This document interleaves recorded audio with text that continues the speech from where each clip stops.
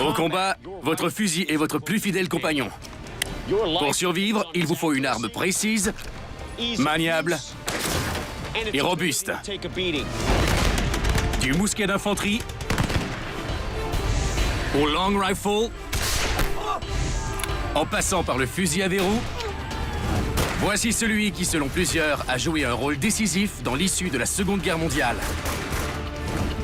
Le fameux Garand M1. Le fusil a connu une époustouflante évolution depuis son invention pour devenir l'arme de précision que nous connaissons aujourd'hui. J'ai réuni aujourd'hui tout un arsenal afin d'en retracer son étonnante histoire. L'histoire du fusil de combat. Rien n'a davantage contribué à façonner l'histoire que les armes à feu. Je m'appelle Will Willis, ancien ranger et membre de l'unité de recherche et de sauvetage de l'aviation américaine. Grâce à l'entraînement, le maniement des armes modernes est pour moi une seconde nature. Aujourd'hui, je fais équipe avec les plus grands spécialistes dans le domaine afin de comprendre comment les plus formidables armes militaires de tous les temps ont contribué à changer le monde.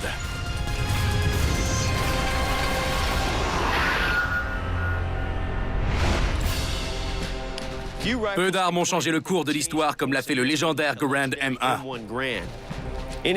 Sans doute le plus puissant des fusils de combat de son époque, il est vu par plusieurs comme l'arme ayant permis aux Alliés de remporter la Seconde Guerre mondiale.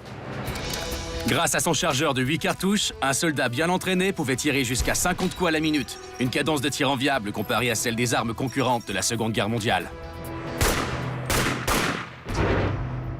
Si vous vous trouviez sur le champ de bataille au cœur des Philippines le 11 mai 1945, c'est l'arme qu'il vous fallait pour survivre. L'aube se lève. Et 2 soldats américains sont postés derrière une mitrailleuse d'un avant-poste reculé de l'île. À 2 pas, le soldat John McKinney se repose, après avoir monté la garde toute la nuit. Une escouade de soldats japonais parvient à s'approcher sans attirer l'attention.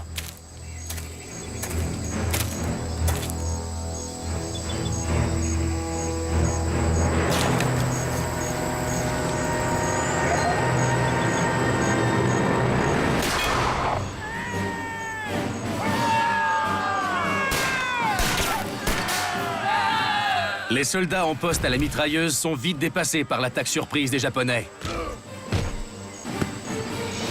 Mais l'ennemi n'est pas parvenu à neutraliser le soldat McKinney. Armé de son fusil Garand M1, McKinney entreprend de récupérer la mitrailleuse avant que les Japonais ne réussissent à la retourner en direction des positions américaines.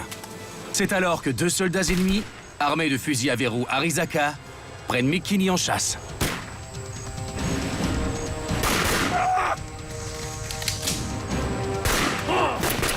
McKinney n'a qu'un objectif, reprendre le poste de mitrailleuse.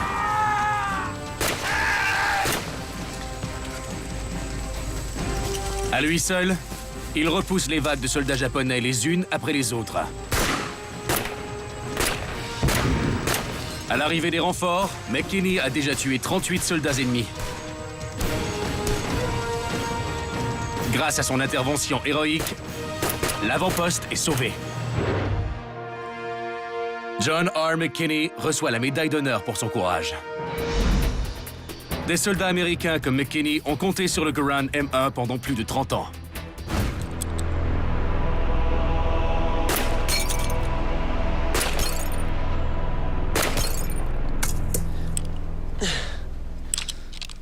Génial. J'aime bien ce chargeur auto-éjectable qu'on surnomme Clip. Quant au fusil, il est long et lourd, mais puissant et facile à manier. Le Garand M1 est l'un des meilleurs fusils de combat de l'histoire. Il est le premier fusil semi-automatique utilisé pendant la Seconde Guerre mondiale. Bien visé, bravo. C'est une arme fantastique. Oui, une arme formidable. Même le général George Patton a affirmé que c'était le meilleur instrument de guerre jamais imaginé. À chaque pression de la détente, une balle est tirée. La cartouche vide éjectée et la cartouche suivante placée dans la chambre. Le système de chargement automatique du M1 fonctionne grâce à un mécanisme ressort et à la récupération des gaz d'ignition de la balle précédente. Il a été conçu par John C. Garand, un ingénieur d'origine canadienne qui travaillait à l'arsenal de Springfield. Il l'a élaboré en 1924, mais l'arme est entrée en service en 1936. Et on parle d'une vitesse initiale de quelle envergure? Oh, on atteint 853 mètres secondes. C'est très rapide. La balle est tellement rapide qu'elle arrive à transpercer un arbre. Elle vous touchera où que vous soyez caché. J'ai remarqué que l'éjection du chargeur clip émet un tintement très caractéristique. N'est-ce pas un désavantage? Bien sûr. Au son du ding, l'ennemi sortait pour ouvrir le feu. Mais les GI l'ont vite compris. Ils gardaient dans leur poche un clip vide, le lançaient par terre, et dès que les nazis levaient la tête, bang! Le mécanisme semi-automatique favorise grandement le Garand M1 dans un monde de fusils à verrou. Sur le front du Pacifique, les Japonais sont équipés de l'Arisaka 99. Un fusil à verrou à 5 coups. Voici ce qu'on va faire, André. Nous avons recruté quelques soldats de la Seconde Guerre mondiale installés sur des cibles mobiles. Ils vont filer dans cette direction sur une vingtaine de mètres. Nous allons commencer de ce côté et faire une attaque en mouvement, D'accord? dans un déplacement parallèle. Je vais donc te laisser l'Arisaka et me réserver le Garand. Merci. Pas de quoi. Prêt, André? Partez!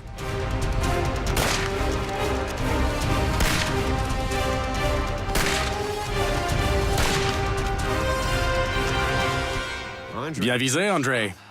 Voyons ça. Regardez, en plein sur le nez. Il est mort. Le fusil est précis et léger, mais le verrou n'est pas facile à manier en courant. Ouais. Et sur cette cible? Oh non. Aucune balle dans la cible pour ce soldat. Il n'a aucune blessure. Et armé d'un Garand. Et il est armé d'un Garand. Tu es cuit. À toi de jouer. Partez!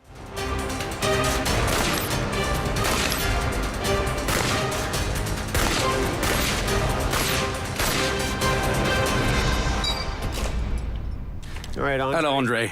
1, 2, 3 balles ont touché la cible sur celui-ci. Ici, ce n'est que de l'équipement, mais... Je crois qu'il est hors combat. Et là... Super. 1, 2 balles sur la cible. La troisième a raté l'objectif, mais 5 touches sur 7, ce n'est pas mal. La supériorité du Garand M1 sur son vis-à-vis japonais ne tient pas qu'à sa cadence de tir. Son imposante cartouche de calibre 30-06 contient 5 mm de poudre de plus que celle de l'Arisaka. Une différence de taille. Ce mannequin est conçu pour simuler les organes internes et le sang.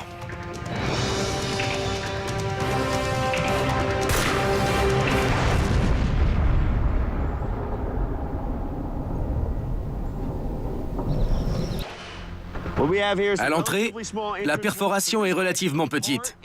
Mais à l'intérieur, le cœur n'a pas pu résister à un tel impact. Il a littéralement explosé dans la poitrine. Tout le sang s'est répandu à l'intérieur. En tournoyant, la balle affecte non seulement les surfaces qu'elle touche, mais effectue un transfert d'énergie cinétique tel que tous les organes sont affectés. Une arme incroyable. Une puissance stupéfiante. Le Garand M1 est l'héritier de siècles d'innovation. Pour mieux apprécier les qualités du Garand M1, retournons quelques 250 ans en arrière. Examinez son plus lointain ancêtre, le mousquet à canon lisse. Prêt à tirer? Le Land Pattern, surnommé Brown Bess, est le fusil de combat qui a fait la grandeur de l'Empire britannique. Il a été le fusil d'ordonnance des soldats britanniques de 1722 à 1838. Mais ce mousquet était très imprécis. C'est-à-dire qu'il n'était pas conçu pour tirer seul sur une cible précise, mais davantage pour le tir groupé. C'est ce qui explique la tactique des batailles rangées où les soldats s'enlignaient pour tirer tous en même temps. Exactement. Leur chargement n'était pas une mince affaire. Vous pouvez nous en faire la démonstration? Vous le placez en position demi-armée, puis j'ai ici une quantité de poudre déjà mesurée que j'ai puisée dans ma corne. Je dépose un peu de poudre dans le bassinet, puis je referme le couvre-bassinet pour garder la poudre en place. C'est cette portion de poudre qui, en s'enflammant, passera par la lumière pour allumer la charge dans la chambre. On met ensuite le reste de poudre dans le canon, j'ajoute la balle et je l'enfonce à l'aide de ma baguette, comme ceci. Et je suis prêt à tirer. Au commandement, j'arme le chien et... Qu'arrive-t-il si la poudre du bassinet ne s'allume pas? C'est ce qu'on appelle un raté de tir. Si cela se produit, vous armez de nouveau. Et si ça ne fonctionne toujours pas, alors vous sortez votre baïonnette, vous la fixez au bout et vous avez une lance de 2 mètres. Génial. Quoique imparfait, le mousquet représente la plus récente technologie en matière d'armement à l'époque de la Révolution américaine. Il est utilisé tant par les forces britanniques que par les révolutionnaires américains. Les formations ennemies se placent en rangée à environ 75 mètres l'une de l'autre et tirent à la volée. Un soldat d'expérience arrive à recharger et à tirer entre 3 et 5 fois par minute. Mais le mousquet est très peu précis. La victoire dépend surtout de la capacité à maintenir une grande fréquence de tir. Même les meilleurs tireurs de précision n'auraient su prédire où exactement allait arriver le coup qu'ils venaient de tirer. Voyons jusqu'à quel point un mousquet était imprécis. J'ai placé une cible à 50 mètres.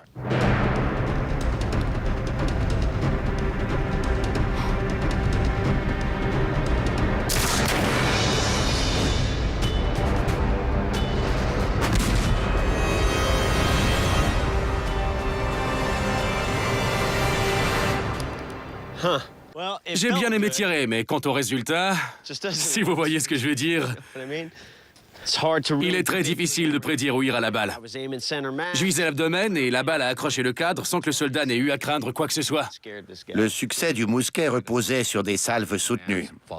Exact. Il fallait une rangée de soldats tirant tous en même temps de façon répétée. Quant à la précision d'un tir individuel, ce n'est pas la force de cette arme. Heureusement, les États-Unis ont produit peu de temps après une arme beaucoup plus précise, grâce à un procédé appelé de rayage. Les armuriers européens avaient commencé à creuser des rainures hélicoïdales à l'intérieur du canon de leurs armes, afin d'en retirer les résidus de poudre. Or, les immigrants allemands en sol américain y trouvent un autre avantage. Les rayures imprimaient une rotation à la balle, ce qui rendait sa trajectoire plus précise, compensait les imperfections des billes de plomb et augmentait leur portée.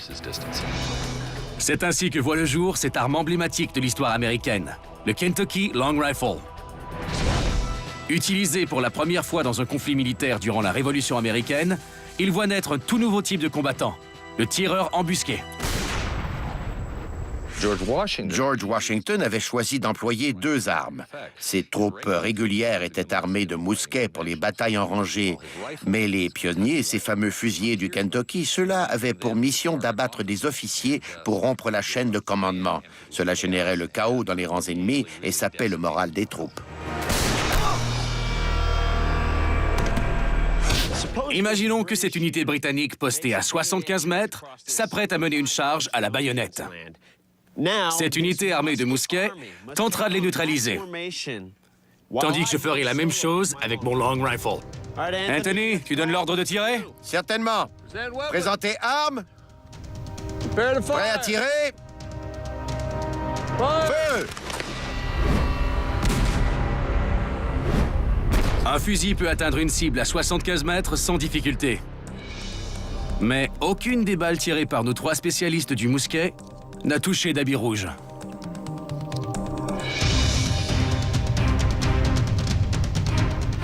Présentez armes. Prêt à tirer. Feu! À 50 mètres, les 3 balles de mousquet ont touché leur cible. Dans une formation de tir groupé, le feu nourri du groupe surpasse en efficacité la précision du fusil plus coûteux. Vous êtes de bons tireurs, les gars. Il a 2 balles dans la hanche, le bassin est atteint, ça ne pardonne pas. Ici aussi, dans la cage thoracique, c'est très bien. Vous l'avez mis hors combat. Celui-ci s'en sort indemne et est encore prêt à se battre. Le 3e est touché à la main. Sans main, il ne peut plus tirer. Ici, c'est un autre bon coup dans le haut de la hanche. à côté de la cible. Peut-être qu'un autre soldat derrière lui aura été touché. Celui-là est hors d'état de nuire, c'est certain. Génial. Allons voir ce que j'ai accompli. Ce soldat-ci atteint en plein abdomen, le foie est fichu, et notre ami ici est complètement hors combat. Il ne se risquerait même pas au corps à corps avec une seule main. Ce serait à son désavantage. Le Kentucky Long Rifle est à l'évidence le plus précis. Mais dans le chaos de la bataille, vos mousquets restent l'arme de prédilection. Au temps de la guerre de sécession, les deux camps adoptèrent le fusil à canon rayé en raison de sa grande précision. Les Confédérés préfèrent l'Enfield Pattern 1853 de confection britannique. Quant aux soldats de l'Union, ils étaient pour la plupart équipés du fusil militaire Springfield 1861. Pour les deux fusils, on employait des cartouches de papier contenant la quantité exacte de poudre nécessaire pour tirer un coup. Le projectile, appelé balle minier, avait un diamètre légèrement inférieur à celui du canon, de manière à s'y insérer plus facilement. Le culot creux de la balle de plomb s'étendait légèrement sous l'effet de l'explosion, pour mieux s'incruster dans les rayures, accélérer et gagner en précision. Ces nouveaux fusils profitent d'une autre avancée technologique. La capsule détonante. Ce petit capuchon de cuivre contient une matière explosive au choc. On le déposait sur une cheminée au-dessus de la chambre. Lorsque le chien venait frapper la capsule, elle explosait pour mettre le feu à la poudre qui propulsait alors la balle. Les capsules à percussion résistent bien aux intempéries. Un immense progrès en termes de fiabilité. Cependant, nous sommes encore à l'ère des fusils à chargement par la bouche et le temps qu'il faut pour les recharger rendait les soldats très vulnérables. Une solution apparaît enfin à la fin des années 1870, le tout nouveau fusil à chargement par la culasse. Le champion mondial de tir rapide Spencer Hoagland nous en fait la démonstration.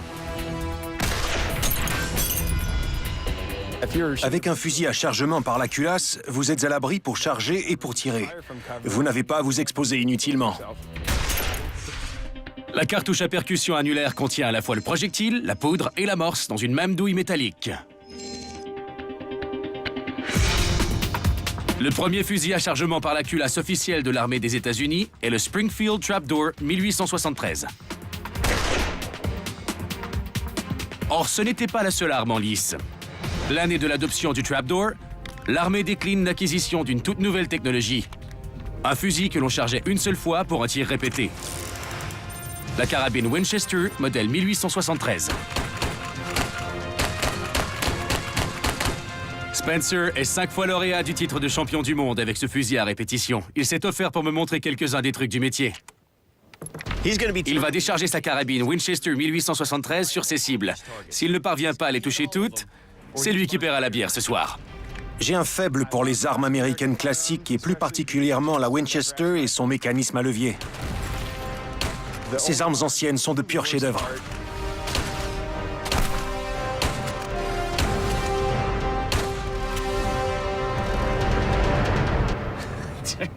À toi maintenant. Bon, d'accord. Je ne me sens pas du tout intimidé.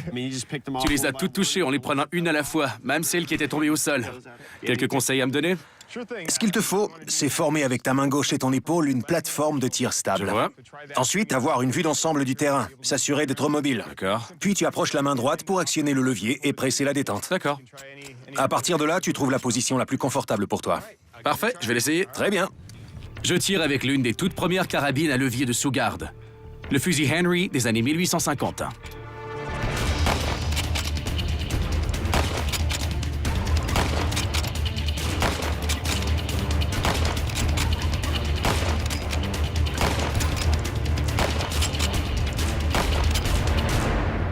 Wow! Toute une arme. J'adore cette carabine. Tu la manies bien. Bon tir. Merci. C'est la première fois que je tire de cette arme. Elle est très facile à manier. Pourquoi l'armée s'est-elle contentée du Trapdoor 1873 alors qu'elle avait accès au tir à répétition? C'est une question de coût. Je vois. La carabine était beaucoup plus chère à fabriquer, et puis on s'est dit que si on confiait aux soldats une arme capable de tirer 16 coups, ils auraient tendance à gaspiller les munitions, ce qui deviendrait très coûteux à long terme. Bien sûr. Cependant, les limites du Trapdoor à un coup se sont fait cruellement ressentir par l'armée américaine lors de la bataille de Little Bighorn. Le lieutenant-colonel George Custer avait conduit ses troupes sur une position encerclée par les guerriers Cheyenne et Sioux. Les Autochtones étaient nombreux à posséder une carabine Henry. Ils eurent rapidement le dessus sur les soldats armés de leurs fusils à un coup. En moins d'une heure, Custer et 210 de ses hommes sont tués. La bataille sonne le glas du fusil à un coup. Puis, c'est le choc technologique. Les avancées européennes en matière d'armes à feu annoncent pour bientôt l'archaïsme des armes longues américaines. Toutes les armes que j'ai essayées jusqu'à maintenant ont un inconvénient majeur sur le champ de bataille. La poudre noire. De chaque coup tiré avec de la poudre noire émerge un nuage de fumée.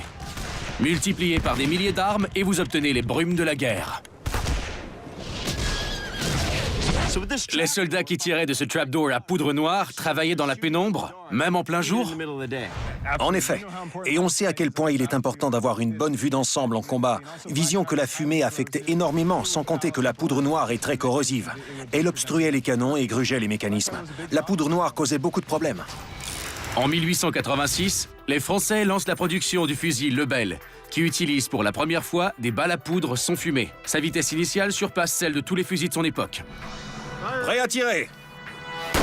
Mis à part la lueur de départ, la poudre sans fumée ne laisse aucune trace. La pression étant plus grande, elle améliore la précision et la portée. La maîtrise de cette pression va permettre la fabrication de carabines et de pistolets semi-automatiques et automatiques. C'est une véritable révolution qui va complètement changer le visage de la guerre. D'autres pays européens s'équipent de fusils à cartouches à poudre sans fumée. En 1892, l'armée américaine adopte le Krag Jorgensen de fabrication norvégienne. Le Krag utilisait des balles à poudre sans fumée. Mais pour en recharger le magasin, il fallait insérer les cartouches une à la fois. Durant la guerre hispano-américaine de 1898, le Krag est largement dépassé par le Mauser allemand et son chargeur clip rapide. Quand Teddy Roosevelt accède à la présidence, il presse l'armée de concevoir un nouveau fusil de combat. Ce sera le fusil Springfield, modèle 1903. Pour me présenter l'arme qui a fait entrer le fusil américain dans l'ère moderne, voici Rick Maddox, ancien tireur d'élite de l'armée.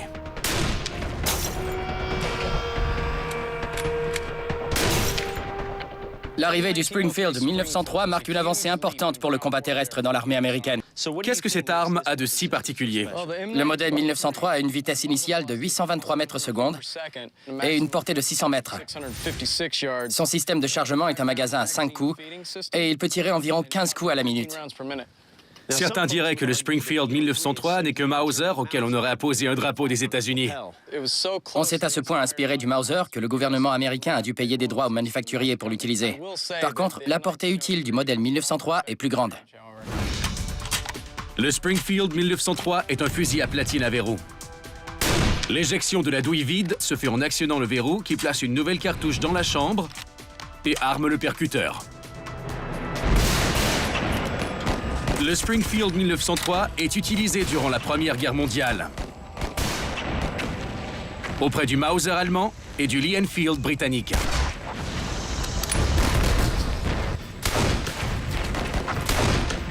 Lorsque les forces armées américaines se déploient en Europe, les Allemands attaquent violemment les lignes alliées.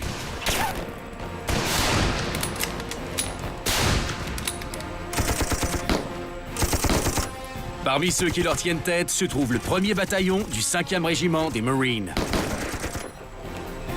Les Marines, armés de leur modèle 1903, résistent à chaque assaut des Allemands. Si certains doutaient encore de l'efficacité du Springfield 1903, la bataille du Bois de Belleau les aura fait mentir. Le Springfield modèle 1903 était un véritable fusil de combat de classe mondiale, comparable au Mauser et au Lee Enfield. Le Mauser domine ses contemporains en termes de calibre, avec sa cartouche de 7,92 mm. Son magasin de 10 coups confère au Lee Enfield la meilleure cadence de tir. Une arme lourde peut devenir un sérieux handicap lors des combats prolongés. Avec moins de 4 kg, le modèle 1903 a une longueur d'avance sur ses concurrents. Laquelle de ces armes est la plus puissante? C'est ce que nous allons découvrir.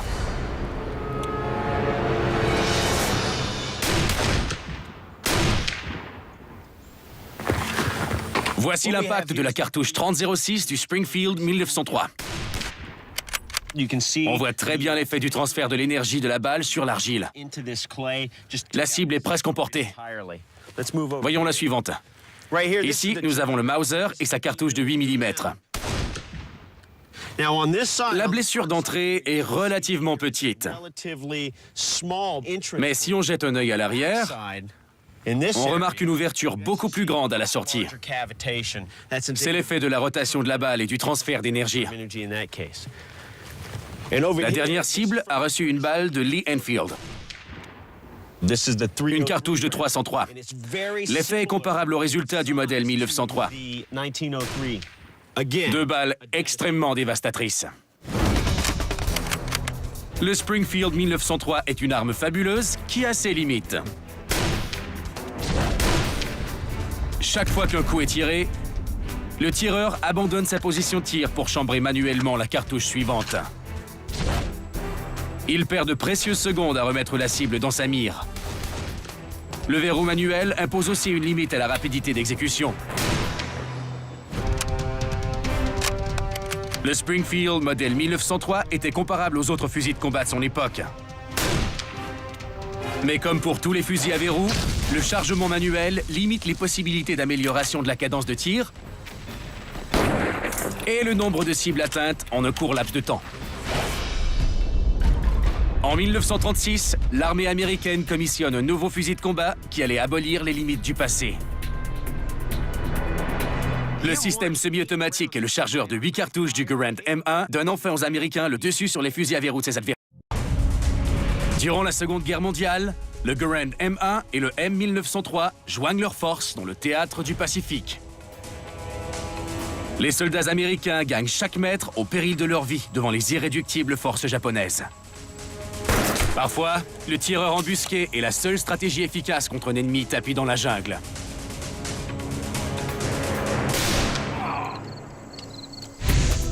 Aujourd'hui, le Springfield 1903 inspire encore des armuriers comme Trent et Todd Griswold.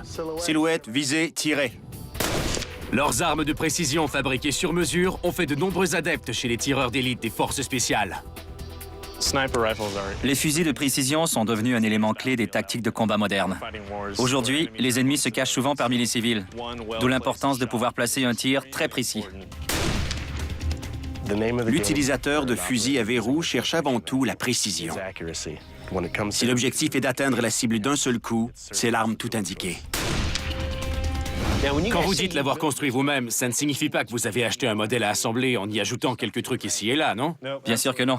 On est parti du mécanisme nu, et puis on a tout fabriqué du canon à la crosse. Puis on y a ajouté une bonne lunette de visée. Et voilà un fusil Griswold Brothers. Avec ça, la balle arrivera exactement où tu viseras, Will. Avec une arme semi-automatique, l'éjection de la douille et le chargement de la cartouche suivante dans la chambre font vibrer l'arme, qui dévie chaque fois un peu de la cible. Avec un système de platine à verrou, les seules vibrations viennent de l'actionnement du verrou par le tireur. Aucun autre mécanisme ne fait bouger l'arme sous la pression de la détente. Ce qui devrait rimer avec une plus grande précision. Nous avons imaginé un test inspiré de l'expérience d'un tireur embusqué à Saipan. Je suis partant. Allons-y, messieurs. Ici, nous simulons un emplacement de tir abrité dans lequel se cache un mannequin. La meurtrière fait une vingtaine de centimètres et vous êtes à 182 mètres. Je sais que c'est à votre portée, mais je n'ai jamais tiré du Griswold 30-06. Je suis le tireur désigné. Qui veut être mon pointeur? Trent sera tes yeux aujourd'hui. Génial, allons-y. Parfait. Avant de tenter d'atteindre ma cible, je dois ajuster la lunette afin que le point d'impact de la balle corresponde au point de visée. T'es à 6 heures. Juste à côté de la plaque d'acier. À côté de la plaque? Je dois aussi m'assurer que ni ma respiration, ni la pression de la détente ne fassent dévier la trajectoire de la balle. Ça semble bon. Très bien. Je suis prêt pour l'emplacement abrité. Le soldat ennemi est caché dans son emplacement de tir abrité. Mais le fusil de haute précision est une arme aussi précise que redoutable.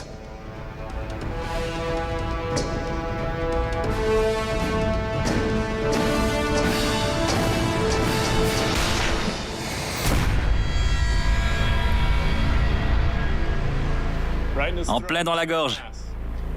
Super.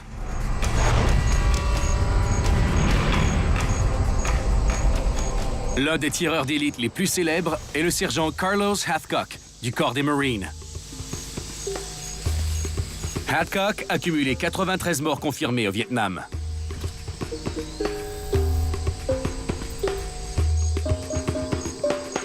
Sa renommée était telle que le Vietnam du Nord avait mis sa tête à prix pour 30 000 $.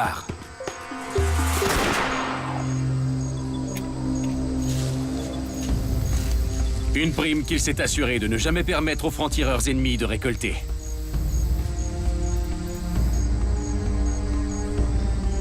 Un jour, l'une des balles de 30-06 de Hathcock entre directement dans la lunette de son vis-à-vis vietnamien, ce qui signifie que le tireur avait Hathcock dans sa mire, mais n'a pas été assez rapide sur la détente. Vérifions quelle est la puissance de pénétration des fusils de précision modernes.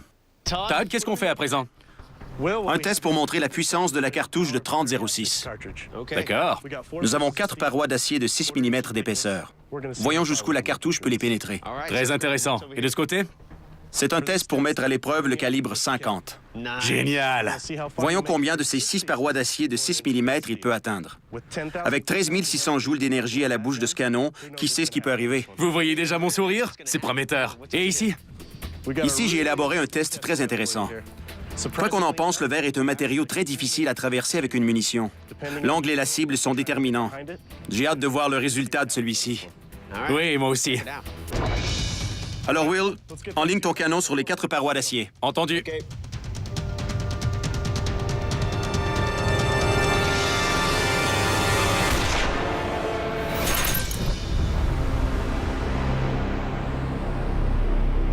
Excellent tir, en plein centre.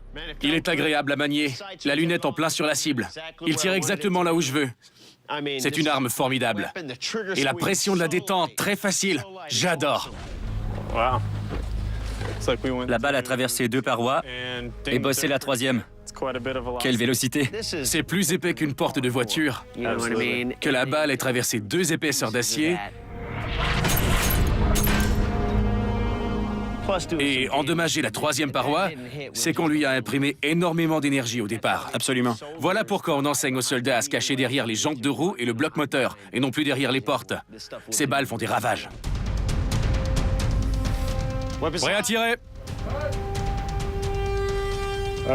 Pointeur prêt, feu vert pour le pare-brise. Feu vert pour le pare-brise.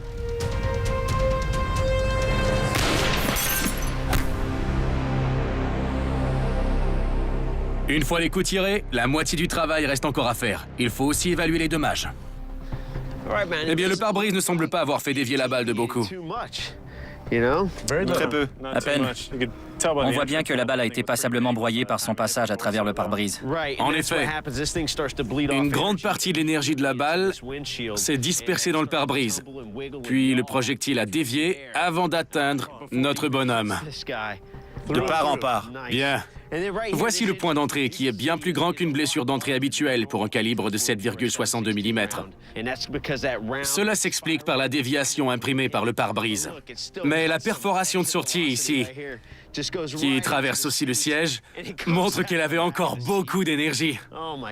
Quel pouvoir destructeur! Maintenant, passons aux choses sérieuses. Oui.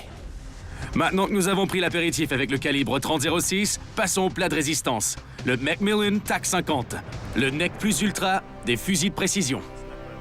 Regardez bien.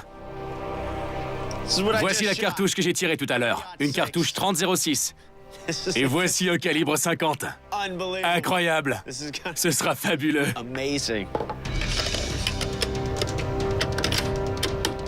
À quoi servent ces fusils? Que vise-t-on?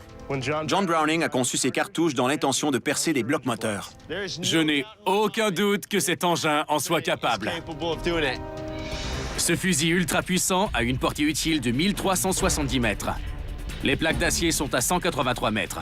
Je vais tenter de les traverser en un coup. Très bien, Will. Voyons comment ce calibre 50 peut mordre dans ces 6 plaques d'acier. Allons-y. Prêt à tirer. Pointeur prêt, feu vert. Trop. Balle chambrée, prêt à tirer. Pointeur prêt, feu vert. Tiens-toi prêt.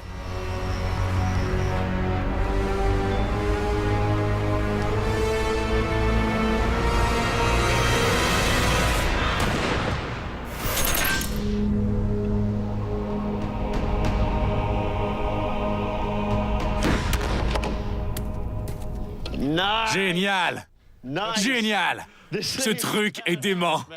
Puissant, n'est-ce pas? Tirer de cette arme est une expérience indescriptible. À 10 000 images par seconde, on peut même voir la balle de calibre 50 transpercer les 5 premières plaques d'acier et arracher les vis qui retenaient la cible à la table. Tu as déboulonné notre cible. Waouh! J'aimerais bien savoir où se trouve la balle. Elle doit être tombée à proximité. Tu l'as? Non, ce n'est pas un morceau de balle, mais un fragment d'acier arraché probablement ici. Regardez-moi ça. Ouais, il en faut pas mal pour freiner 666 grains de plomb. À quoi se compare le poids de cette munition? Elle est 4 fois plus lourde que la 30-06. Waouh, c'est incroyable. Le travail des tireurs de précision vise plutôt à toucher une cible à grande distance qu'à faire des dommages à courte distance. Cette arme, le fusil de précision L115, surnommé l'assassin silencieux, détient présentement le record de tir à longue distance. En 2009, durant la bataille pour la province d'Helmand en Afghanistan, les forces de la coalition entraînent les soldats locaux afin de pourvoir à la stabilité et à la sécurité dans la région. Les insurgés appuient leurs revendications territoriales par de nombreuses attaques meurtrières. Un jour de novembre, durant une patrouille de routine, une unité de cavalerie britannique et des forces de sécurité afghanes sont attaquées.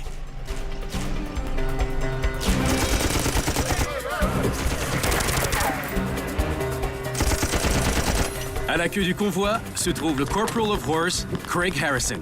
Le franc-tireur de l'unité britannique se trouve à près de 2,5 km du feu ennemi, une zone hors de portée de la plupart des fusils de combat. Mais devant, le commandant et le reste des hommes sont sous le feu des insurgés.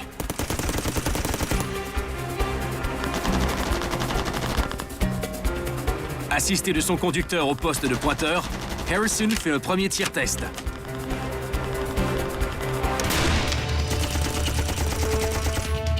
Puis un second. Chacun d'eux l'aidant à ajuster son tir à cette grande distance. La cible de Harrison fait 1,80 m sur 50 cm.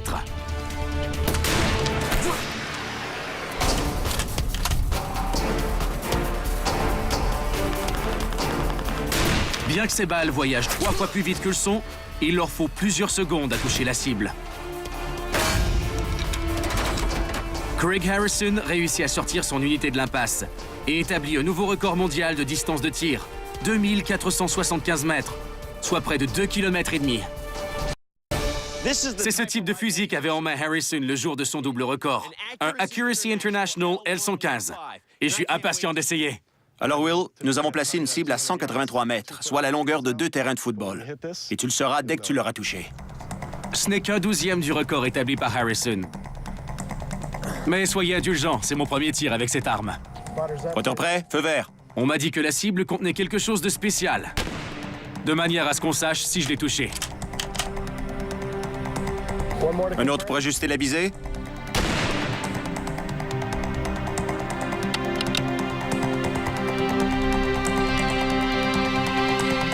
Pointeur prêt, feu vert.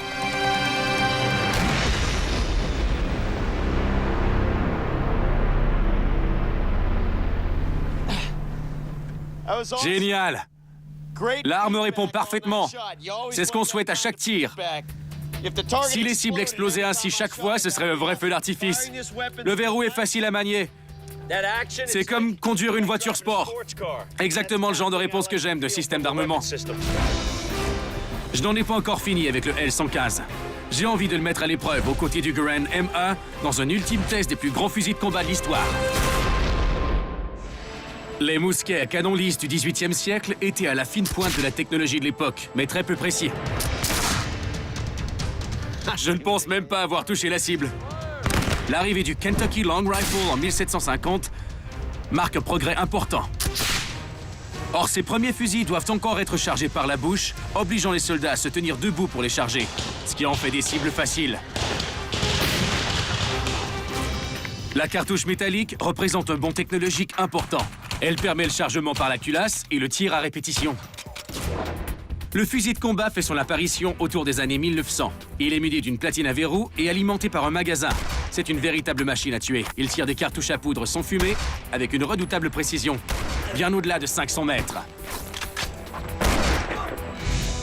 Puis, le système semi-automatique du Garand M1 confère aux soldats américains un net avantage sur les champs de bataille de la Seconde Guerre mondiale. Les fusils de précision contemporains doivent beaucoup à leurs prédécesseurs, dont ils ont hérité la platine à verrou, capable de toucher des cibles à des kilomètres. Cette revue de l'histoire du fusil m'a mis en appétit. J'ai donc chargé Trent Griswold de préparer l'équipement nécessaire pour prendre d'assaut le champ de bataille. Nous n'en avons pas terminé avec l'histoire, Will. Et cette fois, c'est toi qui monteras au front. Laisse-moi deviner, il me faudra utiliser les armes de chaque époque pour me tirer d'affaire.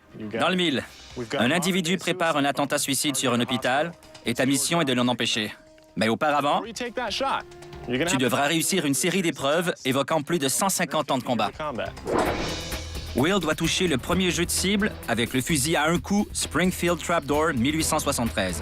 Puis, il entrera dans la Première Guerre mondiale, où il lui faudra toucher un soldat ennemi se faufilant dans une ouverture entre deux tranchées avec le Springfield Model 1903. Le défi suivant présente un scénario de la Seconde Guerre mondiale. Will devra éliminer 3 soldats ennemis cachés dans les arbres avec le Garand M1. Pendant ce temps, notre kamikaze poursuivra son chemin en direction de l'hôpital. Will devra réussir à abattre toutes les cibles avant de pouvoir prendre le fusil L115 pour neutraliser le porteur de bombe avant qu'il n'atteigne la clinique. Prêt? Allez! Le Trapdoor 1873. Je devais avant tout réussir le chargement tout en douceur. Ça me posait pas de problème. Le système de chargement est très simple. C'est sans doute pourquoi l'armée l'a adopté à l'époque. Le robot n'est plus qu'à 457 mètres. Dépêche-toi! Bien joué, c'est réussi. 4 cibles en 2 coups, pas mal.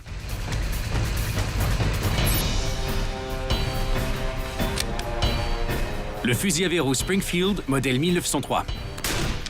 Voilà une belle arme, agréable à manipuler.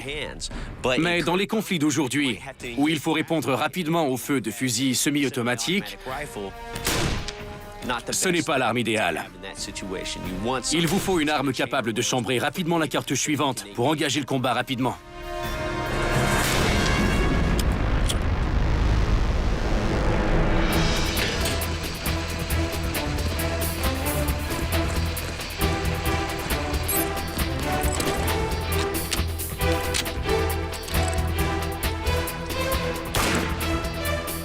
En plein cœur, relève un peu le canon. À la station du Garand M1, je voyais du coin de l'œil le robot grimper la colline. La pression est montée d'un cran. Il me fallait garder mon avance. J'ai tiré 2 ou 3 fois précipitamment.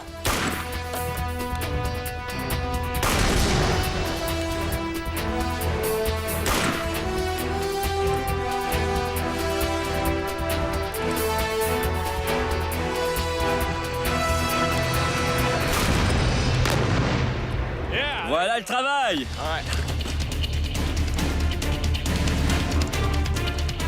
Le robot avait de l'avance quand j'ai quitté la station. Je devais accélérer le pas pour être en mesure de tirer un coup impeccable et précis à la dernière station. Trent, tu l'as dans la mire? Je l'ai, vas-y.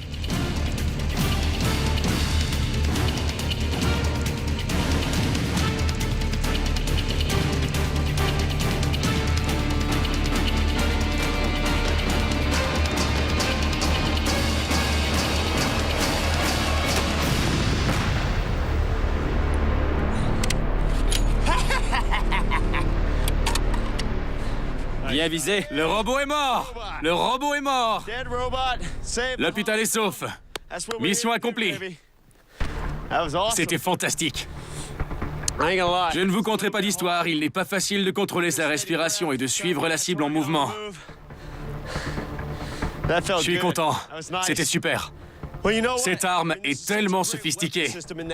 Et quelle évolution entre celle-ci et les autres fusils. Incroyable. Grâce à la lunette d'approche, la cible paraît si grosse qu'à la pression de la détente, je l'ai eu dans le mille. Formidable. Ouais, ça permet d'éliminer un tas de variables. Il suffit d'être bon tireur. Oui, j'ai adoré. Quelle expérience. Alors on recommence? Les fusils de précision comme le L115 sont conçus pour tirer une seule balle sur une cible de haute importance. Tandis que pour les fantassins sur le champ de bataille, une cadence de tir élevée compte davantage. Le Garand M1 a surpassé tous les fusils de combat de son époque grâce à son système de chargement semi-automatique novateur. Il est sans contredit une arme qui a changé le monde. Ici Will Willis. Je vous donne rendez-vous sur le champ de tir pour découvrir d'autres armes qui ont changé le monde.